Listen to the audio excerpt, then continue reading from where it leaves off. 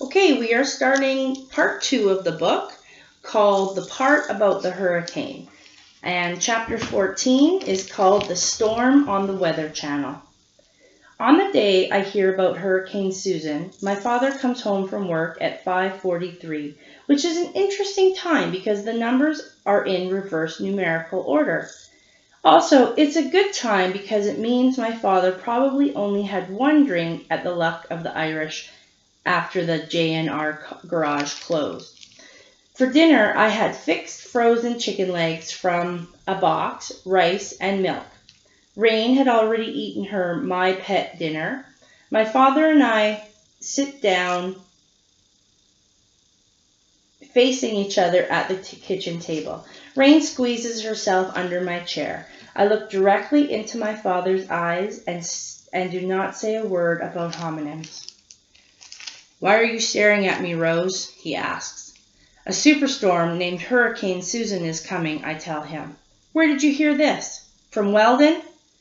"From the weather forecaster on WMHT 88.7 on your dial."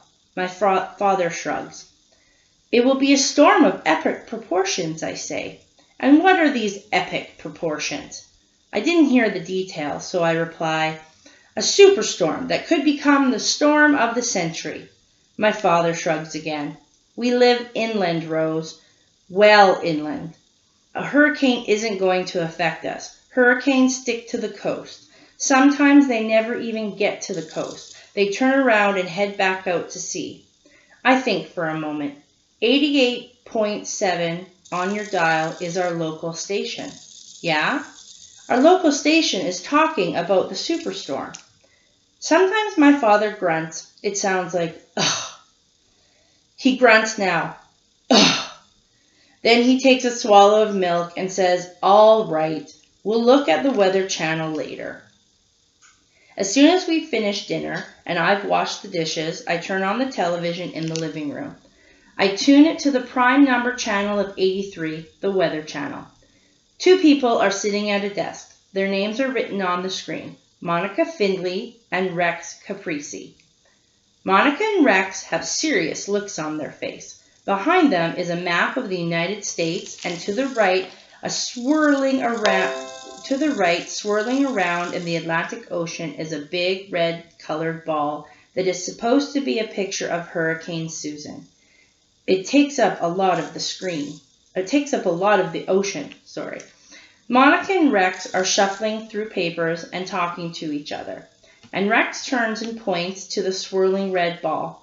Then a face pops up in a little box on the left-hand side of the screen, and now Monica and Rex are talking to a third person whose name is Hammond Griffin. Hammond Griffin is a storm expert. A second map appears on the screen, and now there's so much going on that I can't follow it all. I put my fingers over my eyes and stick my thumbs in my ears, and this is when I hear, faintly, my father come into the room and say, "Rose, don't start. Just turn the TV off if it's bothering you." Then he adds, "What's the matter?" "You turn the TV off," I tell him, without moving my hands. I hear the TV go off. Now what is the problem? I uncover my eyes and unplug my ears. There was too much on the screen. I was trying to think how to state my problem clearly. My father sighs. "What?" "3 people and 2 maps and too much noise." "I'll watch the weather later when you're asleep," my father says at last. Then he asks, "Were you scared about the storm or did you get confused?" "I wasn't scared," I say. He frowns at me and then he grunts, "Ugh. Look, the storm won't get this far. The weather people just like to make a big fuss so everyone will watch their show. We might get a little wind and rain, that's all." "Okay, why don't you go to bed now?" "Because it's too early. My routine calls for walking rain in 45 minutes, then changing into my pajamas, and after that, going to bed." "Well, don't think about the storm." "Okay, I think I'll go out for a while." "Okay," I said. End of chapter 14.